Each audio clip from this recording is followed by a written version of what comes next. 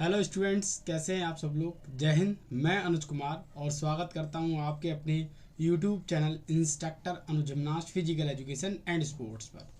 तो आज की वीडियो में बात करने वाले हैं शोल्डर एक्सरसाइज बायोमैकेनिक्स। आप सब लोग जिम में जाते हैं और जिम में शोल्डर की डिफरेंट एक्सरसाइज करते हैं। आपको बस इतना पता रहता है कि इससे शोल्डर डेवलप होने वाला है, बट मैं बात करूं एक्चुअल ये नहीं पता रहता है कि इस एक्सरसाइज से कौन सी मसल बिल्डअप होगी, किस मसल की स्ट्रेंथनिंग होगी, क्या इसका एडवांटेज है, कब करनी चाहिए, कितना रेस्ट देना चाहिए, ये मैं आपको बताने वाला हूँ इस वीडियो में। और यहाँ से वो क्वेश्चन कवर करूँगा आपके entrance exam, one day exam में पूछे गए हैं। तो यहाँ पर हम बात कर रहे हैं, ये है seated front press.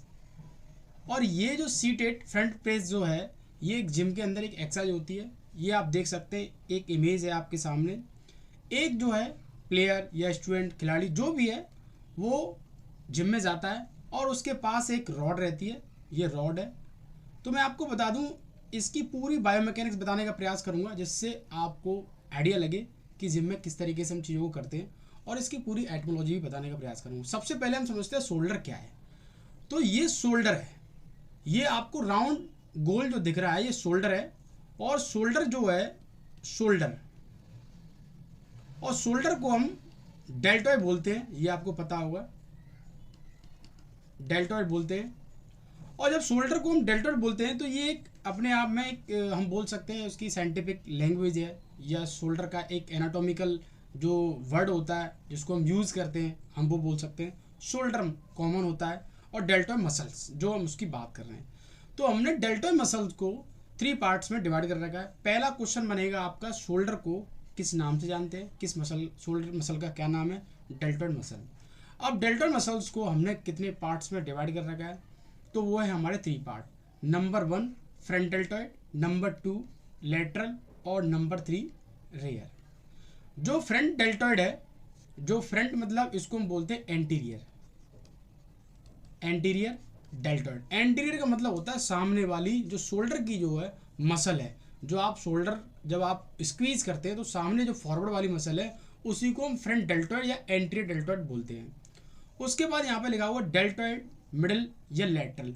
Lateral middle हम उसको इस्तेमाल कर सकते हैं। ये मिड डेल्टॉइड जो है, ये मिड डेल्टॉइड है। और उसके बाद इसके पीछे वाला जो है रेयर, इसको हम बोलते हैं पोस्टीरियर डेल्टॉइड, इसको हम बोल सकते हैं पोस्टीरियर डेल्टॉइड। तो डेल्टॉइड एक कॉमन वर्ड है, और डेल्टॉइड को जब हम डिवाइड करते हैं तो डेल्टॉइड मसल्स के हम बोल सकते हैं 3 पार्ट्स हैं। एक है एंटीरियर, मिडिल और पोस्टीरियर। पोस्टीरियर को रेयर बोलते हैं और एंटीरियर को फ्रंट बोलते हैं। तो ये डेल्टॉइड मसल है जो गोल, जिसको हम बोलते हैं शोल्डर मसल। तो इस मसल का ओरिजिन को मैं समझूंगा, इंसर्जन को समझूंगा, उसके बाद मैं आपको बताऊंगा कि इसका फंक्शन क्या है, इसकी एगोनिस्ट मसल क्या है, एंटागोनिस्ट क्या है, सिनर्जिस्ट क्या है, ये भी मैं आपको बताऊंगा। फिर उसके बाद मैं आपको लेके चलूंगा कि एक्सरसाइज किस तरीके से करते हैं, अब किस परफेक्शन में हमारी एक्सरसाइज होने वाली है, क्या एडवांटेज मिलने वाला है। तो ये शोल्डर मसल है। अब मैं बात करता हूँ सबसे पहले शोल्डर मसल के ओरिजिन के बारे में। तो ओरिजिन मतलब होता है, ओरिजिन की मैं बात करूँ, इसका मतलब होता है उत्पत्ति। उत्पत्ति मीन्स, ओरिजिन मीन्स, जैसे मैं बात करूं गंगा नदी के बारे में, आप सब लोग जानते हैं गंगा नदी उत्तराखंड के गोमुख नामक स्थान से निकलती है और फिर वो वहाँ से बहते हुए और बे ऑफ बंगाल में जाके वो डूब जाती है, मतलब गिर जाती है, मिल जाती है। तो जो जो जहाँ से निकल रही है उसको हम बोलते हैं ओरिजिन मीन्स उत्पत्ति। तो हमारी जो मसल का जो शोल्डर मसल की हम बात कर रहे हैं, डेल्टा मसल्स की हम बात कर रहे हैं, उसका जो ओरिजिन जो हो रहा है, acromion spine of scapula, lateral third of the clavicle. अब इसमें से याद कैसे करना है आपको, मैक्सिमम खिलाड़ियों को ओरिजिन इंसर्जन नहीं पता रहते हैं, याद नहीं हो पाते, थोड़ा टफ रहता है। तो मैं आपको बता दूं, lateral third of the clavicle, ये आपको याद करना है, ये एग्जाम में पूछा जाता है। ये किसका ओरिजिन है, आपको लगाना है डेल्टॉइड मसल, शोल्डर मसल। तो यहाँ से इसकी उत्पत्ति हुई, ओरिजिन वहाँ से मसल निकली है हमारी। और उसके बाद आप देख सकते हैं ये वाला जो पार्ट है, इसके तीनों ये पार्ट है, ये अलग अलग जोन से आप दिख रहे होंगे। एक है फ्रंट, मिडिल और जिसको हम बोलते हैं पोस्टीरियर। यहाँ से निकलने के बाद ये सब की सब ये नीचे लास्ट में जाके मिल जा रही हैं। तो वहाँ पर मिलने के बाद उस पोर्शन को हम बोलते हैं इंसर्जन। इंसर्जन का मतलब होता है समाप्ति। समाप्ति। जैसे मैंने आपको बताया गंगा उत्तराखंड से निकली गोमुख नामक स्थान से और बे ऑफ बंगाल में जाके डूब गई, मिल गई, अटैच हो गई। तो कहने का मतलब वहाँ पर उसकी समाप्ति होगी, इंसर्ट हो गई, वो इंसर्जन हो गया, उसका विलय हो गया। तो ऐसी वो मसल वहाँ से निकली और यहाँ पर जाकर इंसर्जन हो गई। तो इंसर्जन कहाँ पर हो रही है? Deltoid tuberosity humerus.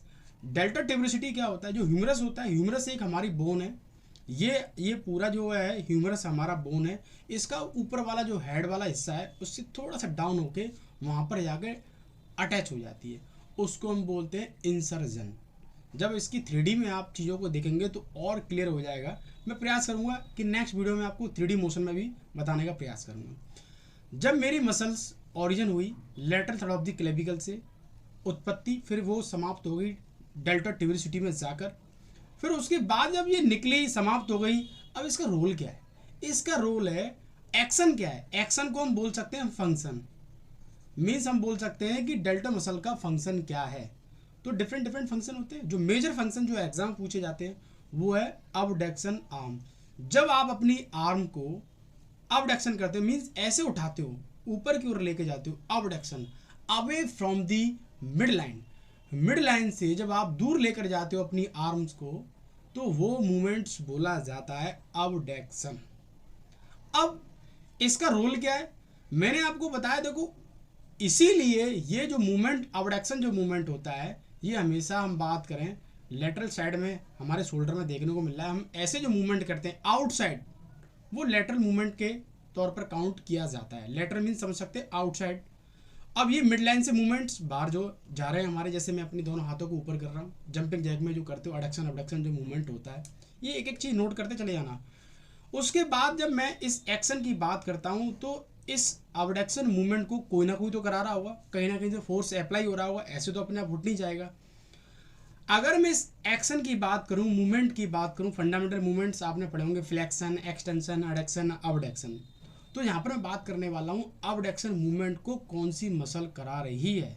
तो चलते हैं, ये है हमारी शोल्डर मसल। और कॉमन जब मैं बात करूं, आपसे क्वेश्चन पूछा जाएगा अबडक्शन मूवमेंट कौन सी मसल कराती है, तो आपको आंसर लगाना है शोल्डर, अगर शोल्डर दे रखा है। अगर शोल्डर नहीं है तो डेल्टा दे रखा होगा, थोड़ा जो क्वेश्चन टफ होता चला जाता है। डेल्टॉइड होगा, डेल्टॉइड नहीं होगा और इसको कॉम्प्लिकेटेड हम बनाने का प्रयास करते हैं तो उसमें मिड डेल्टॉइड होगा। मिड डेल्टॉइड, इसका जो सबसे बड़ा जो रोल है मिड डेल्टॉइड का, वो है हम बोलते हैं अबडक्शन में पूरी हेल्प करता है, मीन्स अबडक्शन कराने में पूरी भूमिका निभाता है। इसी को हम बोलते हैं prime mover muscle. Prime mover का मतलब होता है जो पहले मसल्स को मूवमेंट करवा रही है, कांटेक्ट करवा रही है। अब देखो, मैंने एक्शन बताया, तो इसकी एगोनिस्ट जो मसल है, एगोनिस्ट का मतलब होता है, इसको हम बोलते हैं प्राइम मूवर। प्राइम मूवर का मतलब होता है जो आप मूवमेंट करने वाले हैं, पहला जो मूवमेंट हो रहा है, और उसको कौन सी मसल करा रही है, किस डायरेक्शन में करा रही है। तो मैंने बोला कि अबडक्शन मूवमेंट करो, तो मेरा जो हाथ है, जो मेरा आर्म है, वो लेटरल साइड से होते हुए ऊपर की ओर जा रहे हैं, मतलब away from the mid line. मैंने सपोज दैट मैंने मिड लाइन मान ली और मिड लाइन से मेरे जो मूवमेंट्स है वो बाहर जा रहे हैं। बस इतना याद रखना, इतने ही क्वेश्चन पूछे जाते हैं। अब एगोनिस्ट, मैंने बोला डेल्टॉइड मसल जो है एगोनिस्ट है। आपसे क्वेश्चन पूछा जाएगा कि डेल्टॉइड मसल्स कैसी है, एगोनिस्ट, एंटागोनिस्ट, तो आंसर इज एगोनिस्ट। जब आप शोल्डर, जब आपने अबडक्शन मूवमेंट में लेकर जाते हो या एक्सरसाइज करते हो, मूवमेंट करते हो, तो उसको कौन सी मसल कराती है, तो वो है आपकी डेल्टॉइड मसल। डेल्टॉइड नहीं होगा, थोड़ा कॉम्प्लिकेट बनाने के लिए मिड डेल्टॉइड, क्योंकि इसमें जो सबसे बड़ा रोल है कराने का मूवमेंट का, वो मिड डेल्टॉइड का है।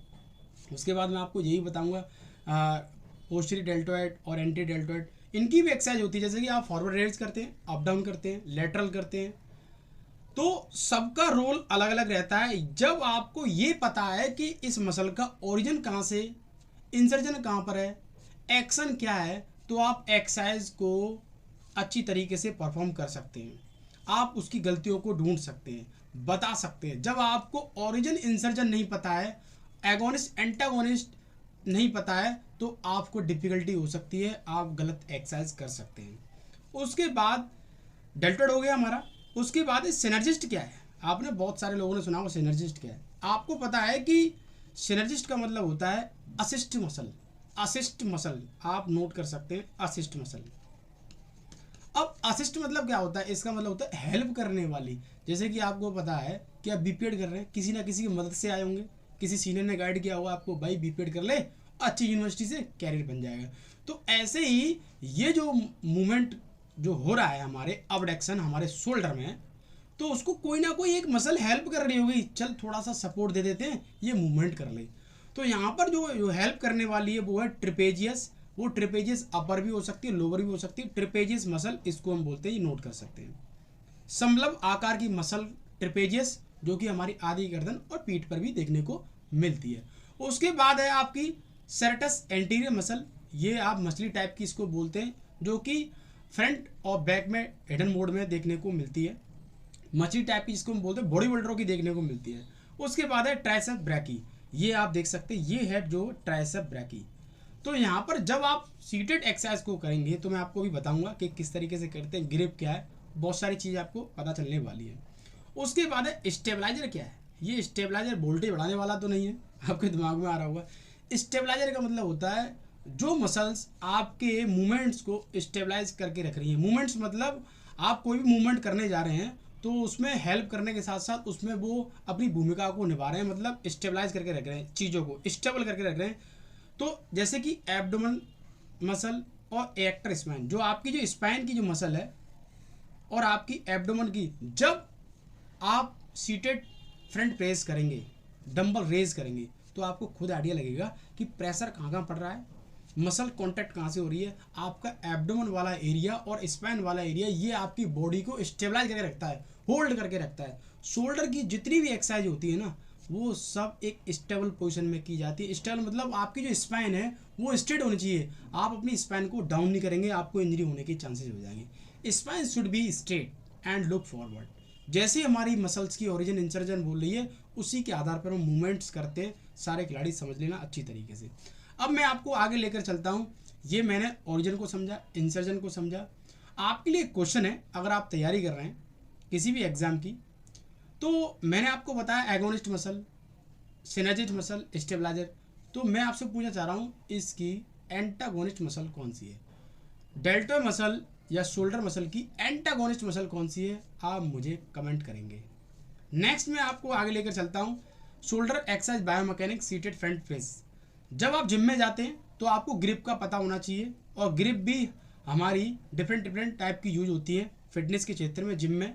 मैं आपको बताऊंगा धीरे धीरे। मैं बहुत सारी एक्सरसाइज कवर करने वाला हूँ, बायोमैकेनिक्स कवर करने वाला हूँ हर एक्सरसाइज की, जिससे आपको एक आइडिया लगे और एग्जाम में ज़्यादा से ज़्यादा क्वेश्चन कवर हो। जब हम जिम में जाते हैं, सीटेड फ्रंट प्रेस करते हैं, तो हमारे जो बिगनर जो होते हैं वो उल्टा सीधा पकड़ते हैं और उनको इंजरी हो जाती है। सबसे डेंजर जो इंजरी होती है वो शोल्डर में होती है। रोटेटर कफ की जो मसल होती है आपकी, मैं आपको बता दूं, रोटेटर कफ की जो मसल होती है, अगर उनमें इंजरी हो गई तो आपका शोल्डर चला जाएगा। तो ग्रिप कैसे पकड़ते हैं आप देख सकते हैं। आपकी जो रॉड है वो इस तरीके से आपके हथेली जो होती है उस पर होगी, प्रॉपर तरीके से पूरा फोर्स आना चाहिए। और अगर हैवी वेट करते हैं तो आपके हाथ में बैंडेज होना चाहिए। ग्रिप की हम बात करते हैं तो एक नैरो होती है, एक वाइड ग्रिप होती है। और ग्रिप चेंज करते ही मसल्स का जो एक्शन है, मूवमेंट है, फोर्स है, एडवांटेज है, वो सब कुछ चेंज हो जाता है। वो मैं आपको बताने वाला हूँ। जब आप इस एक्सरसाइज को करते हैं, बैठते जब इसने स्पाइन को सीधा कर रखा है अच्छी तरीके से और अपनी बॉडी को टाइट कर रखा है। जिम के अंदर आप जाते हैं, कोई भी एक्सरसाइज करते हैं, तो आपकी बॉडी हमेशा एक स्टेबल पोजीशन में होनी चाहिए, एक टाइट पोजीशन में होनी चाहिए। ये नहीं बिल्कुल ढीला ढाला शरीर को छोड़ दो। जितना बॉडी को लूज करोगे उतनी इंजरी होने के चांसेस रहेंगे। आप खुद प्रैक्टिकल करके देखना, इस सीटेड फ्रंट प्रेस को करना आप, और जब आपको आइडिया लगेगा कि हाँ कहाँ पर हमारा एरर हो रहा है। क्योंकि जब आप प्रैक्टिकल लैब में जाते हैं ना तो बहुत ज़्यादा एडवांटेज मिलता है। तो मैं आपको बता रहा हूँ, ये शोल्डर है, मैंने आपको बताया था। ये पीछे वाला होता है उसको हम बोलते हैं पोस्टीरियर, और आगे वाला डेल्टा होता है उसको हम बोलते हैं एंटीरियर, और मिड वाला डेल्टॉइड होता है उसको हम बोलते हैं मिड डेल्टॉइड, और जो कि आपकी बॉडी के मूवमेंट में हेल्प करता है, किसमें, अबडक्शन में। अब ये ट्राइसेप्स मसल आप देख सकते हैं, ये एक अपने आप में उसकी सिनर्जिस्ट मसल है, असिस्ट मसल है। जब आप नीचे लेकर जाते हो तो पूरे ट्राइसेप्स पे इंपैक्ट पड़ता है। आप देखना, कल ही जाके देखना, आज जाके देखना। तो ट्राइसेप्स की मैं बात करूं तो ट्राइसेप्स के हमारे 3 हेड होते हैं। ट्राइसेप्स मतलब 3 हेड, मसल के 3 हेड हैं, एक है हमारा लेटरल, मिडिल और लॉन्ग ट्राइसेप, तब जाके तैयार होता है। अब डेल्टो की मैंने बात करी, anterior delto, posterior delto, mid delto, तब जाके हमारा डेल्टोइड बनता है और डेल्टोइड को हम शोल्डर बोलते हैं। एक एक चीज नोट करते चले जाना। अब मैं इसको करने वाला हूं, मैं बैठ गया हूं। तो आपकी जो ग्रिप है एक हमारी नैरो होनी चाहिए, एक वाइड होनी चाहिए। जैसे ही आप नैरो ग्रिप में करते हैं तो उसका एडवांटेज अलग हो जाता है, और जब वाइड में करते हैं तो उसका एडवांटेज अलग हो जाता है। तो ये हमारे करने के एक्सरसाइज है। तो आप नैरो ग्रिप में भी कर सकते हैं और वाइड ग्रिप में भी करते हैं।